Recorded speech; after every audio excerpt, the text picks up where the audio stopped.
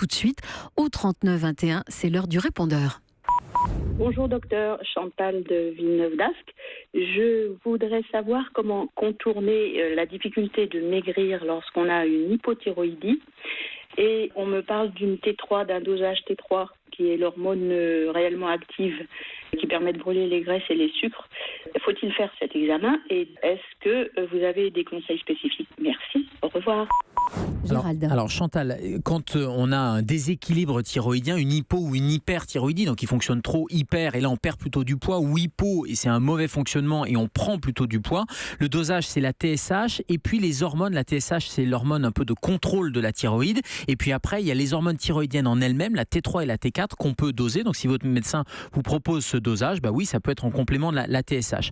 Et cette prise de poids elle est vraiment problématique parce que c'est vrai qu'il y a un ralentissement de tout le métabolisme, toutes les cellules, tout l'organisme qui fonctionne un peu au ralenti et donc du coup il va moins brûler les graisses et donc quand on a une hypothyroïdie on a tendance à avoir une prise de poids graisseuse, mais aussi une rétention d'eau. Donc tout ça contribue à ce que les patients sont un peu enflés même, et c'est un faciès assez caractéristique quand on a une hypothyroïdie qui peut être importante. Donc déjà, la première des choses, c'est de rétablir l'équilibre hormonal. Donc ça veut dire de traiter cette hypothyroïdie parce que ça peut en plus entraîner, en plus des problèmes de métabolisme, entraîner des problèmes un peu de baisse de morale. On en parlera un peu dans l'émission après. Cette baisse de morale, on a tendance à grignoter. C'est ce qu'on appelle des kilos émotionnels qui vont se rajouter sur ces kilos hormonaux. Donc premièrement, on équilibre les hormones et on prend des hormones de substitution. Deuxièmement, attention à l'alimentation et donc il faut plutôt avoir les 3 repas, diminuer les graisses, diminuer les sucres. Et Est-ce puis qu'il faut diminuer les portions aussi, puisqu'on brûle moins? Oui, diminuer les portions, mais pas question de faire quelque chose de restrictif parce que vous ne tiendriez pas sur le long terme. Et par contre, pour les patients souffrant d'hypothyroïdie, il faut diminuer la quantité d'iode, diminuer la quantité de sel.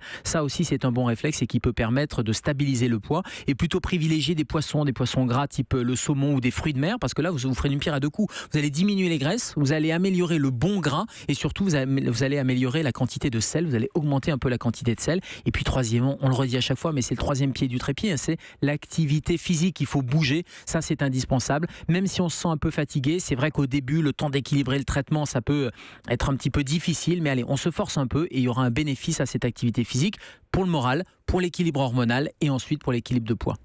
39 21, la question de Claudine. Bonjour docteur, Claudine.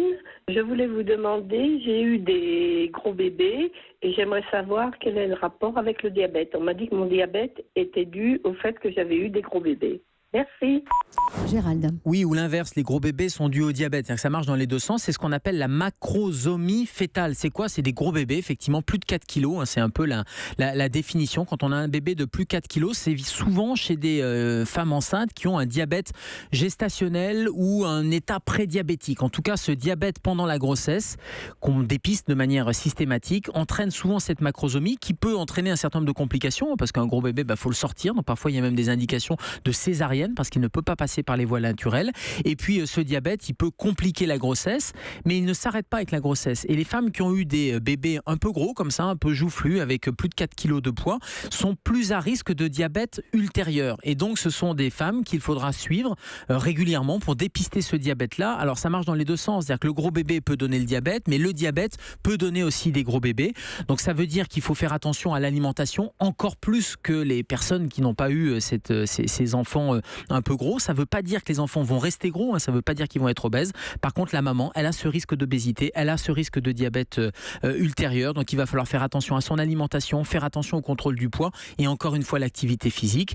Et c'est pas inéluctable. Encore une fois, il y a des facteurs génétiques qui font qu'on a des gros bébés et qui font qu'on a cet état prédiabétique. Mais rien n'est inéluctable. Ce qu'on appelle l'épigénétique, on peut corriger, on peut contrecarrer l'effet de ces gènes-là encore plus que les autres. Donc il faut encore mieux manger, encore moins manger et encore plus bouger. J'ai bien aimé ce que vous avez dit sur les gros bébés. Un bébé de plus de 4 kilos, ça c'est la version masculine, faut le sortir. La version féminine de la maman, c'est faut l'expulser. C'est ça, c'est ça. 39 21, la troisième question. Bonjour docteur, j'ai un problème d'eczéma. J'ai ça depuis à peu près 5 ans. Je suis traité à la cortisone. Malheureusement, j'en ai marre. Il serait un prurigo qui est aggravé par le stress. J'ai été voir plusieurs dermatos. J'ai même été à l'hôpital Cochin, à l'hôpital Saint-Louis. Et j'ai toujours mon prurigo et les boutons, des fois ils sortent, des fois ils repartent. Merci de me rassurer si c'est possible. Gérald. Vous rassurez, oui, parce que c'est pas une maladie qui est grave, mortelle ou quoi que ce soit, l'eczéma. Par contre, c'est une maladie très handicapante. Alors, c'est souvent chez les enfants, mais ça persiste à l'âge adulte. Le traitement, c'est effectivement la cortisone, traitement des poussées, parce que ça évolue en poussée et en rémission. Donc, le stress va jouer, les facteurs alimentaires vont jouer, des douches très chaudes aussi, ça va irriter la peau, ça va abîmer la peau, qui va surréagir et vous allez avoir une poussée qu'il va falloir traiter par de la cortisone. Juste des petits conseils comme ça. Alors, gestion du stress, on en parlera dans l'émission, c'est fondamental. On sait que la peau, c'est le reflet de l'âme, c'est le reflet de tous ces débordements intérieurs, de toutes ces tensions intérieures, et c'est important de gérer par la respiration parce que ça va diminuer la gravité et le nombre de poussées. Deuxième petit truc, attention à la cortisone, parce que souvent on prend de la cortisone et puis on l'arrête d'un coup. Et ça, c'est pas bon parce qu'il y a un effet rebond de la cortisone. C'est-à-dire que la peau, à un moment donné, elle va effectivement être calmée en termes d'inflammation par la cortisone, mais il faut jamais arrêter d'un coup la cortisone. Donc on va espacer un jour sur 2, puis un jour sur 3, puis un jour sur 4 et faire un atterrissage vraiment en douceur. Ça va éviter les poussées et ça, c'est important. Et puis troisième petit truc, attention à tout ce qui est irritant, tout ce qui est matière qui va irriter la peau. Attention aux bains ou aux douches chaudes également. Il faut bien hydrater la peau parce que la déshydratation, c'est un facteur d'irritation. Et puis il y a un nouveau médicament qui vient d'avoir l'autorisation de mise sur le marché, qui est une immunothérapie, qui est un anticorps monoclonal, qui s'appelle le Dupixent. C'est un laboratoire français qui a fait ça et qui diminue dans 70% des cas les symptômes. Donc c'est pour des adultes avec des symptômes très handicapants, mais là il y a un espoir thérapeutique qui va arriver très vite dans les pharmacies. Alors si vous avez des questions à poser, n'hésitez pas, vous appelez le 39 21, 50 centimes d'euros la minute, vous appelez quand vous voulez, 24 heures sur 24, 7 jours sur 7, vous nous appelez et dans les jours qui suivent votre appel, bien sûr, le docteur Kierzek vous répond. Europe